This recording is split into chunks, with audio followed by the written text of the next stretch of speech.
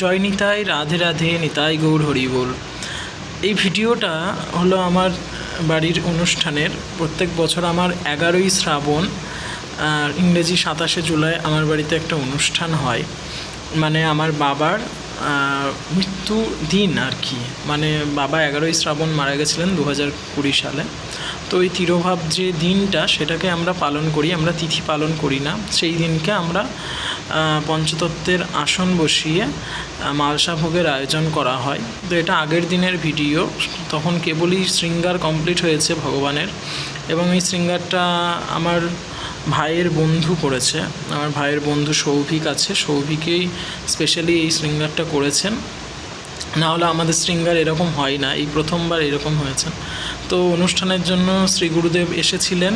গুরুদেবই সব অনুষ্ঠানটা করেন। গুরুদেব আসেন এবং তারপরেই আসন বসে, তারপরেই ঘট বসে, তবে সন্ধ্যাবেলা একটু হরিবাসর কীর্তন হয়। আর তারপরের দিনকে মালসা ভোগ দিয়ে তারপরে উনি প্রসাদ পেয়ে প্রস্থান করেন। তো গুরুদেব আসার পরেই মা দেখুন সুন্দর করে শ্রী গুরু পূজন যেটা বলা হয়, গুরুদেব এলেই আমাদের প্রথমেই করণীয় এটা যে তাকে একটু সুশীতল জলে তার চরণ ধৌত করে দিয়ে চরণটা মুছিয়ে তারপরে চরণে পুষ্প দিয়ে আরতি করতে হয়। এটা হলো প্রথম কথা। মানে গুরুতত্ত্ব যখনই তোমার বাড়িতে আসবে, গুরুদেবকে কখনো বাইরে দাঁড় করিয়ে রেখে পা ধোয়ানো এরকম করতে হয় না। শ্রী গুরুদেব কৃপা করে আসেন এবং কৃপা করে আসার পরে তার চরণ ধৌত করে তাকে এরকম পুষ্পমাল্য বা পুষ্প অর্পণ করতে হয় এবং তারপরে তার একটু আরতি করতে হয়। তারপরে তাকে জল মিষ্টি দেওয়া সেটা আলাদা বিষয়, কিন্তু জেনারেলি মানে একদম শুরুর দিকে প্রথমেই যেন এই কাজটা অবশ্যই করণীয়। এটা প্রত্যেকেরই করণীয়। গুরুতত্ত্ব যার যে মতাদর্শেরই দীক্ষা হোক না কেন, সবারই কাছেই কিন্তু গুরু স্বয়ং ভগবান রূপে আমাদের আসছেন বা ভগবানের প্রতিনিধি রূপে আসছেন। তাই জন্য তাকে সেই অর্থে সম্মানটা অবশ্যই করা দরকার।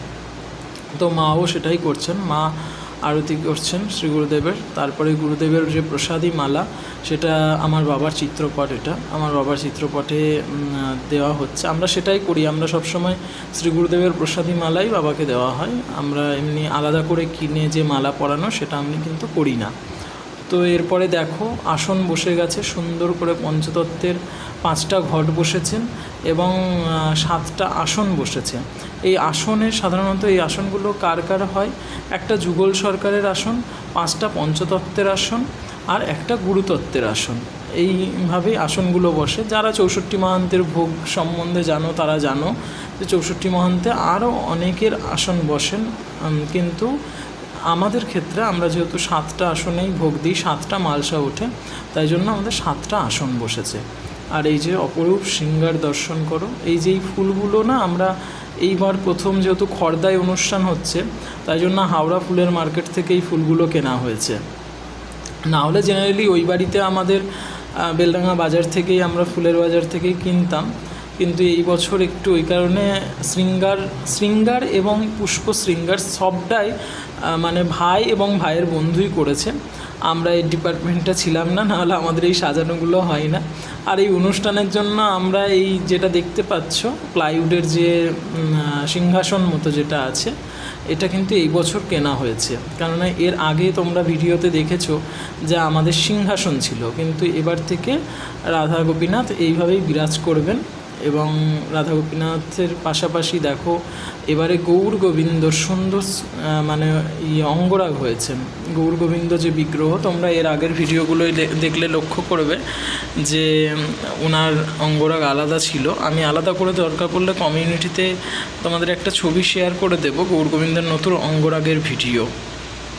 কেননা গৌর গোবিন্দকে তো আমি নিয়ে এসেছিলাম তোমার থেকে মেদিনীপুর থেকে। তো যাই হোক, মেদিনীপুর থেকে আনার পরে এই প্রথম অঙ্গরাগ করেছেন। অঙ্গরাগও সৌভিক করেছে, মানে ভাইয়ের বন্ধু।